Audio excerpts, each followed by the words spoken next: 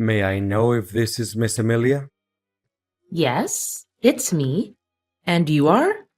Nice to meet you, Miss Amelia. My name is Henry. I was hired by your father, Mr. Smith, not long ago. He wanted me to keep you away from all of the misshapes and life-threatening dangers that are predicted to happen in the near future. What mishaps? Can you make it more specific? There's something you need to know, Miss Amelia. Your father told me that he has been battling a brain tumor for at least 3 years now. He decided not to tell you about his sickness because making you sad or concerned is the last thing he wants to do. His condition only gets worse as he gets older. Until recently, a flare-up has caused his life to hang on a thread. What? This can't be true. Why did he hide that cold and harsh truth from me? He knows how important he is to me. As my mother left us behind to pursue her own happiness, my father had to assume the responsibility of both man and woman in our family. Yet, not once in my whole life have I ever heard a single complaint from him. He even chose not to remarry so that he could put his heart and soul into raising me. His love for me truly can't be described by words. I can feel how deeply connected you and your father are, and I'm truly sorry for what you have to go through right now. I know this is difficult to bear all at once, but you need to be strong. Mr. Smith anticipated that when everyone knows about his current condition, some unfortunate events may happen to you and your dad's company. That's why I'm here, to make sure that you'll be safe, no matter what circumstances. Are you still with me, Miss Amelia? Yes, continue where you're at. I'm just gathering my courage, trying to calm down and not crying too much. I know you're a brave girl, Miss Amelia, and your father is always proud of you for that. But wait, why should I put my trust in everything you have to say? Clearly, you just must be some random person who happened to know my number. Mrs. Smith figured that you would ask something similar. This is why your father asked me to personally send you a keepsake that's very dear to him, which is your mother's necklace. It should have arrived in your mailbox by now. Give me a few minutes to check. Well, I guess what you said is believable, because the one I found in my mailbox is definitely my mom's necklace, which my dad always carries in his pocket wherever he goes. Look, your father is still fighting hard for his life. Although he can hardly move, he's still able to talk and remains conscious about what's going on around him. In around 3 days, I'll read his testament on his behalf at the hospital. According to his will, you, Miss Amelia, will inherit not only his incredibly large fortune, but also his $1 million company. Well, money and power are never my first priorities. All I care about right now is my dad's vitality and well-being. Money and power may not matter much to you, but your father fears that some people may try to steal them from you, or even try to get rid of you so that they can lay their hands on your father's enormous property. That's why I'm here to protect you, and I'll be secretly watching over you from afar, and immediately interfere whenever I feel that your safety is in peril. But you gotta make sure that no one can find out the truth about me, even the people who are closest to you. If that's what my dad wants, then I have no reason to disobey. But may I know the identity of people who want to harm me to appropriate my dad's wealth? Well, there are some names on your father's list of possible suspects. Until now, they haven't made any shady move yet, but it doesn't mean that you can let your guard down. Remember, anything can happen and put your life at risk after your father makes his announcement in a few days. And you have to prepare yourself for the worst case scenarios. I understand. Thanks for the advice. Honey, my heart will be broken into a million pieces if one day I can no longer see my dad again. You know it hurts me as much as it hurts you. But as the doctor said, Your father's at the final stage and his chances of making it through are very slim. Please don't say that. It saddens me to an infinite extent. I'm well aware that your dad occupies a very special place in your heart. But now that his part in this lifetime is almost complete, don't you think it's about time that we need to start focusing on keeping up his legacy and make him proud? Legacy? You mean his company? Well, I don't see any point in avoiding this matter. In fact, your father has dedicated his whole life for the growth of the company. Correspondingly, I'm sure that he would want us to take over his place and prolong his thriving business, don't you think?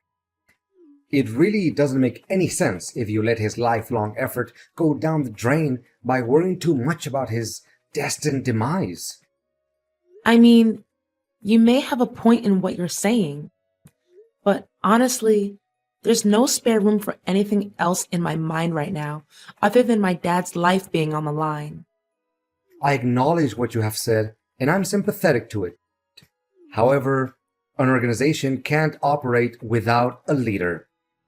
If you feel like you're not up for the task just yet, it's my duty, as your husband, to help you weather the storm and get through this time. To put it more precisely, I would like to lend you a helping hand and take the responsibility of Chief Executive Officer, the position which your dad used to have.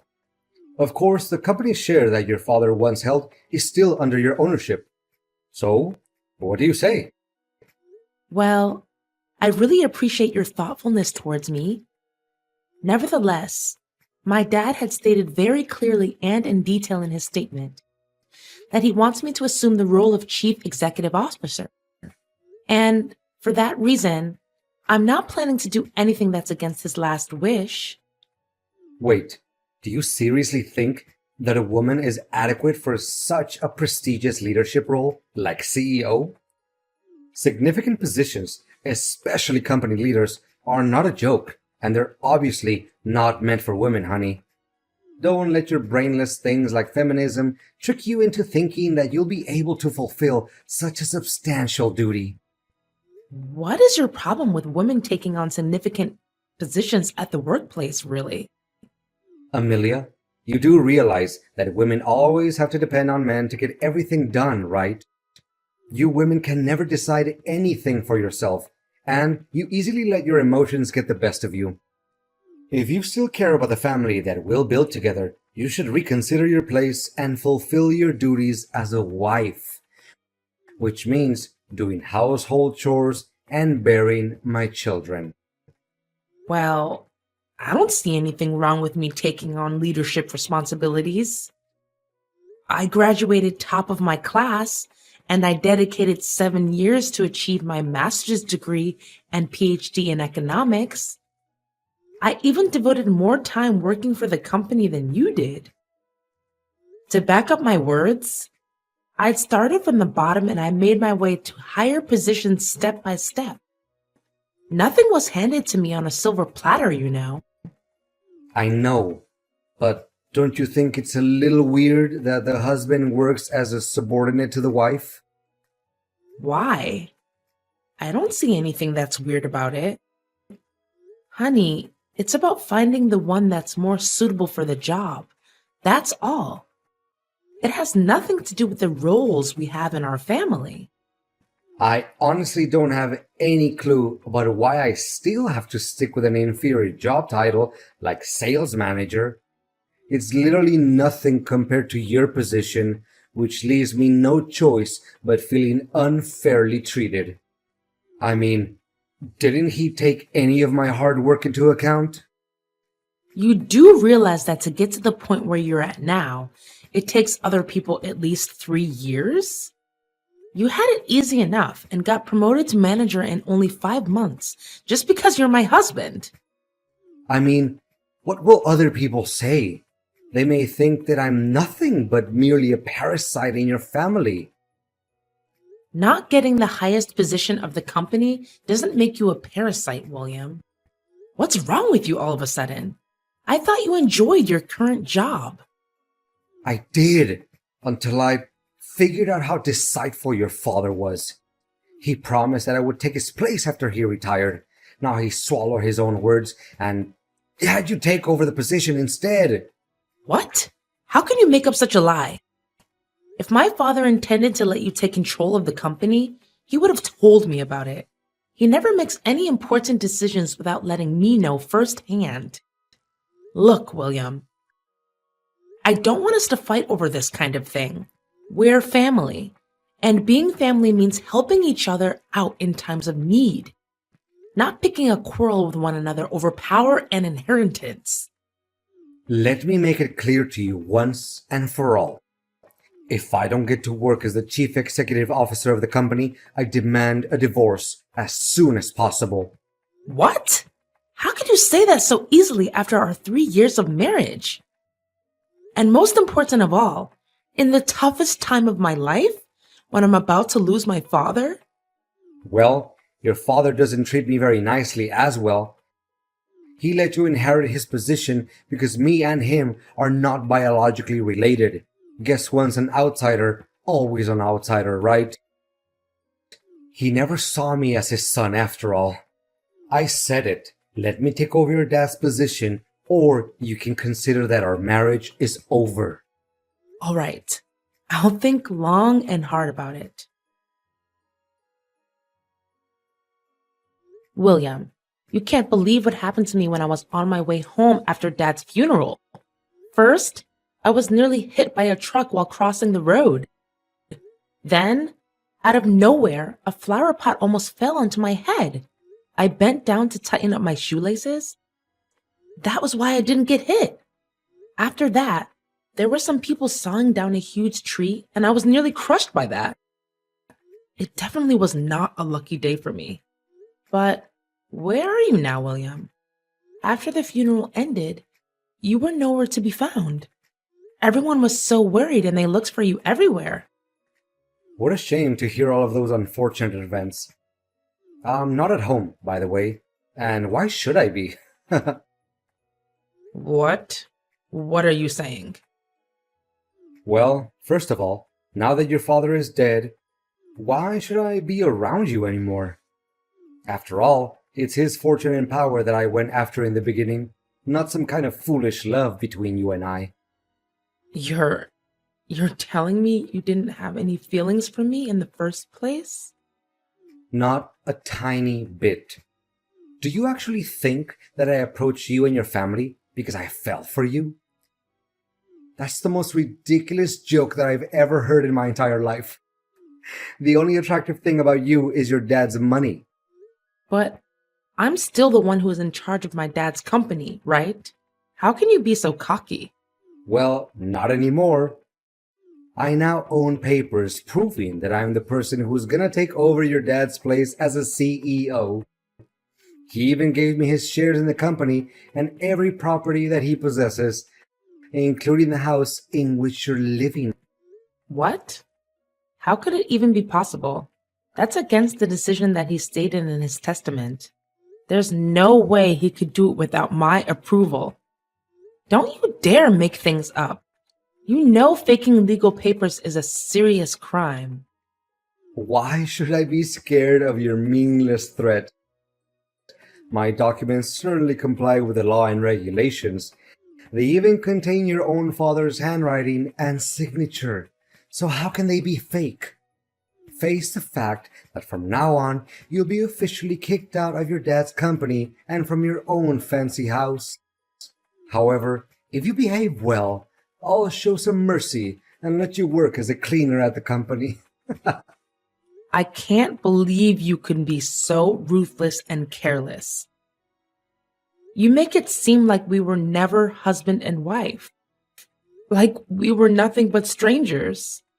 It seems like you can't comprehend the situation very quickly, can't you? Look, it's over between us, and you'll be served with divorce papers soon enough. What's left for me is to enjoy my victory alongside the true love of my life, Luna. She's the one I'm gonna spend the rest of my life with. What? So you've been cheating on me too? How did I not notice that? In my eyes, you were a dutiful husband and a pious son-in-law to my father. You never came home late. You cooked for us whenever I was busy.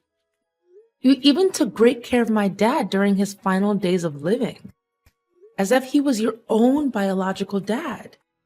How did you change all of a sudden? Well, I didn't change anything. All I did was a little acting to cover my true intention. You don't know how much I had to contain myself from laughing as I saw you were blindly believing in everything I did and said. How could you do this to me? I just can't believe all of this. To think how kind me and my dad were to a jerk like you gives me chills down my spine. Kind? Am I hearing it correctly? Your father treated me like dirt. He didn't even let me take over the position that was rightfully mine all along. And you know what? He even had the nerve to, not just one time, scolded me and embarrassed me in front of my coworkers.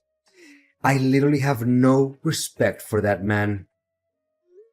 So you were holding a grudge against my dad this whole time? I mean, if he ever criticized you or your work, it was just because he wants you to be a better version of yourself and make progress. Well, now that hypocrite can carry all the criticism with him to his grave. So long, Amelia. Enjoy your homeless life. What is this, Amelia? Did you plan all of this? And what exactly are you talking about? Why, all of a sudden, I'm no longer the CEO of the company anymore. The securities didn't even let me in. Why are you asking me that question? Shouldn't you be the one who needs to interrogate your own conscience about all the good deeds you did behind my back? I can't believe such a cruel, heartless, and gruesome person like you would exist. What are you trying to say? Spit it out. Stop playing the fool.